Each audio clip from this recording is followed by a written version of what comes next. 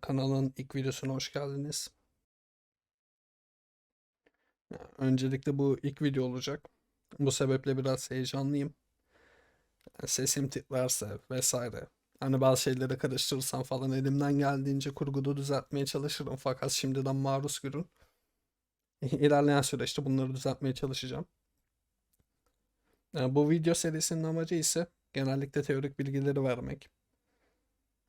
İnsanların bir şeyi yaparken o şeyin ne olduğunu bilmesini istemem. Çünkü baktığınız zaman internet üzerinde dünya kadar oyun motorları ile ilgili dersler, videolar görebilirsiniz. Hani oyunun tanımının ne olduğunu bilmeyen bir insan kesinlikle oyun yapabilir. Fakat oyunun tanımının ne olduğunu bildikten sonra oyun yaparsanız ileride karşılaşacağınız sorunları önceden kestirebilmeniz mümkün. Dolayısıyla bu bizim ilk videomuz olacak. İlk videomuzun konusu oyun nedir? Hani ilk video olarak bu başlığı seçmemin nedeni pratik bilgiden ziyade kanalda teorik bilginin de olması gerektiğini düşünmem. Ve aynı zamanda ilk playlistin ilk videosu. İlk playlistimizin ismi de 200 IQ Paint. Genellikle bu konsepte Paint üzerinde belli başlı sorular olacak. Ben de elimden geldiğince, yeteneğim yettiğince belli başlı grafiklerle, ufak animasyonlarla size bu soruların cevaplarını anlatacağım. O zaman konu başlığımız olan oyun nedir'le başlayalım. Adını unuttuğum bir tane kral yıllar önce oyun için belli bir amaç doğrultusunda yapılan her eylem, her mantıklı eylem oyundur demiş. Ve genellikle insanların kabul ettiği tanım da bu. Yani benim oyun tanımım ise biraz daha değişik. Yani belli kuralları ve sınırları olan, sonunda ise bir ödül bulunan veyahut da bir ceza bulunan sistemlere ben oyun diyorum. Yani bu genellikle playlist benim veya bu video, bilmiyorum sonraki videolar nasıl olur. Genellikle benim subjektif yorumlarım olacak. Hani katılıp katılmayabilirsiniz. Bunlar objektif şeyler değil. Hani kendi düşünceleriniz farklı olabilir. Ama en azından yeni başlıyorsanız bu konu üzerinde düşünmüş, çalışmış birinin düşüncelerini de duymanız gerektiğini düşünüyorum. En azından sizin için bir dayanak olur. Hani hiç bilmeyen biri devamında şey yapabilir. Bu düşüncelerden yola çıkarak kendi düşüncelerini ortaya koyabilir. Yani ilk sorumuz aslında benim yaptığım oyun tanımı. Belli kuralları olan, sonunda ise bir olan her şey oyun mudur? Evet, kesinlikle oyundur. İkinci sorumuza gelelim. Ödülsüz bir oyun olabilir mi?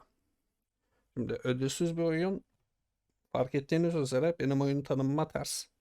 Ve bence kesinlikle olamaz. Çünkü bir eylemin bir amaca ihtiyaç duyar. Her eylem bir amaca ihtiyaç duyar. Hani bir şeyin bir oyun olabilmesi için de kesinlikle ortada bir amaç bulunması gerekmekte. Şimdi bunu biraz daha açalım. Yani ödüller bir oyuncuya oyunu oynatacak, o oyunla etkileşimde bulunmasını sağlayacak her şeydir. Dolayısıyla siz bir oyuncuya oyunla etkileşimde bulunmasını sağlayacak bir şey vermediğiniz sürece sistem komple teorik olarak çöker.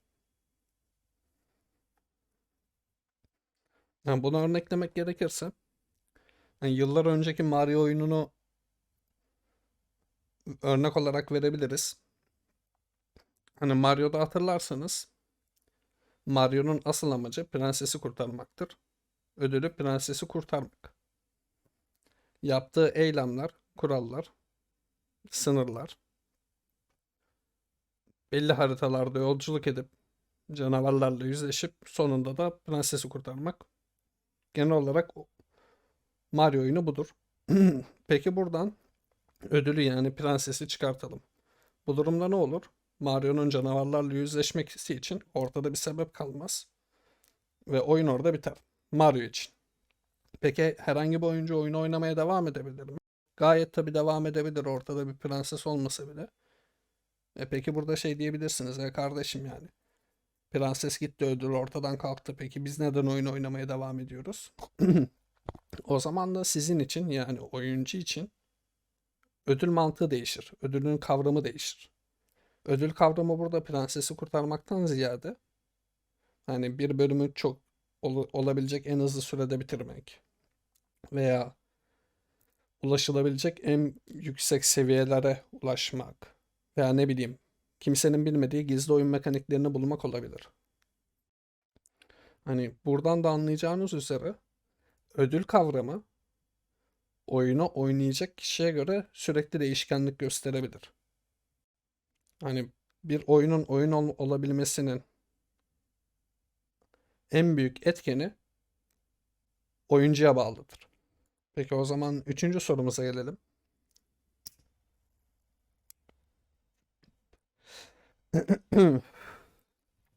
Hayat bir oyun mudur? Hani belirttiğim gibi yine hayatı yaşayan kişiye göre değişir bu konu. Eğer sizin hayatta bir amacınız varsa, hani hayat da dolayısıyla sizin için bir oyundur. Çünkü sahip olduğunuz tek yaşam puanıyla o amaca ulaşmaya çalışıyorsunuzdur. Hani doğa kanunları gibi ve toplumsal kanunlar gibi birçok sınırlı kuralların içerisinde elinizden geldiği gibi kadar o amaca doğru hizmet ediyorsunuz. Dolayısıyla bu oyunu oynuyorsunuz demek. Ama tabii bu hani kişiden kişiye göre değişeceği için mesela bir insan hayal edin. Hayatta hiçbir amacı yok. Herhangi bir ödül veya ceza kavramına inanmıyor. Hani yani dolayısıyla o hayat o kişi için hani oyun olmaktan çıkar. Yani dördüncü soruya geçelim. Kuralları ve sınırları olmayan bir oyun olabilir mi? Yani biz genellikle mekanikler deriz bu kurallar ve sınırların toplamına. Yani bir oyunun oyun olabilmesi için kesinlikle kurallarının ve sınırlarının olması şarttır. Çünkü kullanıcıya, oyuncuya, sistemle etkileşime girecek olan kişiyi etkileşime girebilmesi için bir ortam yaratmamız gerekiyor. Ve bu kurallar ve sınırlardır. Bu oyunun mekanikleridir.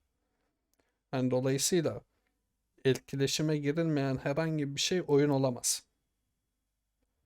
Çünkü etkileşime girecek olan kişi herhangi bir eylem yapamaz orada. Dolayısıyla oyunu oynayamaz. O sistemde oyun olmaktan çıkar.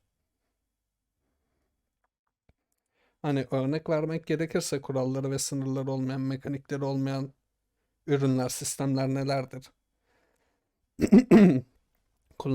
Kullanıcının etkileşime giremediği sistemler. Ama sonunda yine bir ödül bulunan sistemler nelerdir? Mesela müzikler. Yani siz hiçbir şekilde etkileşime giremezsiniz. Fakat sonunda müzik, film ve benzeri şeyler size belli bir deneyim sağlar. Belli bir ödül sunar. Tabii yine kişiye göre ödül kavramı değişiklik gösterebilir. Fakat sonunda size bu ürünler belli bir deneyim sağlar. Kuralları ve sınırları olmaması halinde. Mesela burada müzikten bahsettik. Önceki oyun kavramından yola çıkarak şurada aklınız karışabilir. İyi de kardeşim, kullanıcı istediği müziği kendi seçmiyor mu? Burada bir eylemde bulunmuyor mu diyebilirsiniz. Ve dolayısıyla ödül olarak da kendi istediği müziği dinlemiş olmuyor mu diyebilirsiniz. Fakat burada o zaman oyun müziğin kendisi olmaktan çıkıp müzik seçme işlemi olduğu için aslında burada oyun müzik seçme işlemidir. Yani kuralları ve sınırları nelerdir? Seçilen şeyin bir müzik olması, müziği seçme işlemi, ödül müziğin kendisidir. Burada filmler demiştik. Yani bildiğiniz üzere son yıllarda farklı seçimler yaparak, etkileşimde bulunabilerek farklı sonları gördüğümüz filmler çıkmaya başladı. Peki bunlar oyun değil midir diyebilirsiniz. Hayır, bunlar oyun değildir. Çünkü ortada herhangi bir ödül yok. Bu bahsettiğimiz ürünlerde, filmlerde. Hani yine kullanıcıya bağlı. Eğer kullanıcı kendine burada şu tarz bir amacı ödül olarak edinmişse, hani ben ulaşılabilecek en güzel sona ulaşacağım veya ben ara karakteri yaşatabildiğim kadar yaşatacağım tarzı bir amacı varsa, evet, kullanıcı bunları bir oyun olarak görebilir ve bu sistem doğrultusunda bunlar bir oyun olabilir. Ama yine aynı ürün herhangi bir insanın farklı sonları görmesi, bu tarz bir amaçları edinmemiş bir insanın bu o ürünü oyun yapmaz. E, yani buradan yola çıkarak bir sonraki sorumuza geçelim. Bir ödülü olmayan etkileşimde bulunabildiğin şeyler oyun mudur? Bir şeyin oyun olabilmesi için kesinlikle bir ödüle ihtiyacı vardır. Yine filmlerden, o seçimleri yaptığımız filmlerden yola çıkarsak, hani orada da bahsettiğim gibi, hani siz o filmlerle etkileşimde bulunabilirsiniz. Fakat siz ödül olarak kendinize bir şey benimsememişseniz, hani o filmler oyun olamaz. Çünkü ortada bir ödülü yoktur. Hani bunu şey gibi düşünün. Herhangi bir film listesindesiniz ve kendinize film seçiyorsunuz. Aslında izlediğiniz şeyler, izlediğiniz film farklı sonları olsa da aynı oyuncuların oynadığı birkaç farklı kurgudan başka bir şey değil. Siz sadece aynı oyuncuların oynadığı birkaç farklı filmden birini seçip izlemiş oluyorsunuz. O yaptığınız seçimler doğrultusunda. Ama tekrar dediğim gibi, eğer burada siz kendinize bir ödül olarak ana karakteri yaşatabileceğim kadar yaşatacağım derseniz, otomatik olarak kendiniz bir ödül kavramı ortaya koyarsanız, yaptığınız seçimler mantıklı hale gelir, belli bir ismete amaç eder ve dolayısıyla o seçimleri yapabildiğiniz bir film sizin için oyun olur. Peki oyun nedir? Hani kısaca özetlemek gerekirse, ortada bir kullanıcı varsa ve bu kullanıcı kendisine bir ödül belirlemişse ve bu ödüle ulaşmak için belli başlı kurallar ve sınırlar dahilinde hareket ediyorsa, biz buna oyun diyoruz. Bu sistemin kendisine oyun diyoruz.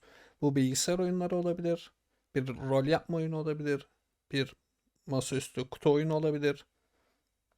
Hani herhangi bir şey olabilir. Hatta bu sizin ileride yapacağınız meslek tercihi de olabilir. Hani ufak genç yaşlarda bir insan düşünün ve kendisi ileride herhangi bir meslek sahibi olmak istiyor. Dolayısıyla kendisine bir ödül belirlemiş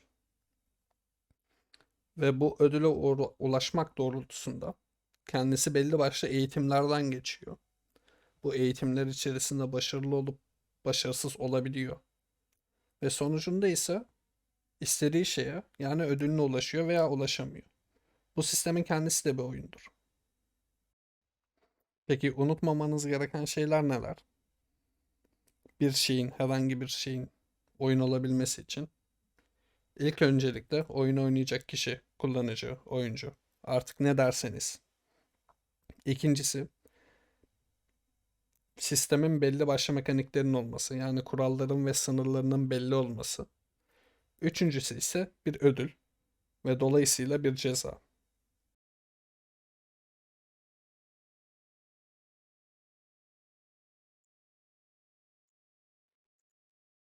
Unuttuğum bir şey var mı diye düşünüyorum şu anda bahsetmekten. Yani genel olarak yok. Genel olarak oyun tanımı ile ilgili bahsetmek istediğim, aklınıza gelebilecek sorular olarak düşündüğüm sorular bunlardı.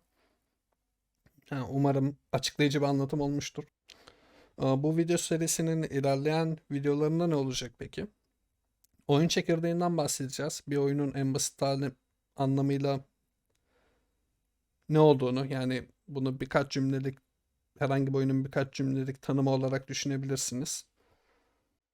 Hani bunun gibi genellikle teorik videolar olacak. Yani bunun yanında kanalda neler olacak derseniz, genellikle Unity üzerine yoğunlaşılmış bir kanal olacak. Çünkü benim Unity'deki tecrübem diğer oyun motorlarına göre daha fazla. Başka neler olacak derseniz, ihtiyacınız olacak kadar Blender videoları. Hani mesela 3D bir oyun yapmak istiyorsunuz. Yani basit kendiniz low poly modeller yapabileceğiniz şekilde size Blender'ı göstereceğim. Bunları nasıl yapabileceğinizi göreceksiniz. Mesela oyunlarda yani görsel efektler mevcut. Hani biz bu görsel efektleri nasıl yapıyoruz? Onları göstereceğim. Üstüne bu görsel efektler için ihtiyacımız olacak kadar bir Photoshop göstereceğim size. Orada kendi hazır, yani kendi basit çizimlerinizi, sprite'larınızı oluşturup sonra oyun motoru içerisinde bu sprite'lara hareket vererek ve belli başlı efektler atayarak birlikte görsel efektler yapacağız. Yani kanaldan genel olarak bahsetmek gerekirse kanal indie game developerları hedeflenen bir kanal olacak. Ve dolayısıyla hani genellikle öğreneceğimiz şeyler ihtiyacımız olan kadar şeyler olacak. Mesela kanalda Blender'da gösterilecek. Fakat herhangi bir 3D artistin size gösterebileceği kadar şeyler değil. Sizin kendi başınıza Blender'la neler yapabileceğiniz, hani kendi ihtiyacınızı nasıl karşılayabileceğiniz kadar bir Blender gösterilecek size. Blender öğretilecek kanalda. Peki diğer oyun motorlarını görmeyecek miyiz derseniz, ya belki birkaç videoda genellikle kullanılmayan işte RPG Maker, Game Maker Studio gibi oyun motorlarını gösterebilirim. Onun dışında Unreal ile ilgili benim de pek bir tecrübem yok. Fakat ilerleyen dönemde Unreal'a da geçiş yapabiliriz. Tabii öncelikle Unity'de birçok şeyi gösterdikten sonra size Unity'yi kullanabileceğiniz, kendi oyunlarınızı üretebileceğiniz kadar öğrettikten sonra. Peki o zaman ilk videodan bu kadardı. Kendinize iyi bakın. Yani ne sıklıkla video gelecek derseniz artık benim biraz ruh halime bağlı. Ha, elimden geldiğince kanalı boş bırakmayacağım. Sonunda kanal herhangi bir indie game developer'ın ihtiyaç duyduğu her bilgiyle donatılacak. Bundan emin olun. Fakat bu ne kadar sürede gerçekleşir diye soruyorsanız ondan ben de pek emin değilim. Yani elimden geldiği kadar kısacası, elimden geldiği kadar hızlı yapacağım. Peki o zaman kendinize iyi bakın. Görüşmek üzere. Abone olmayı unutmayın.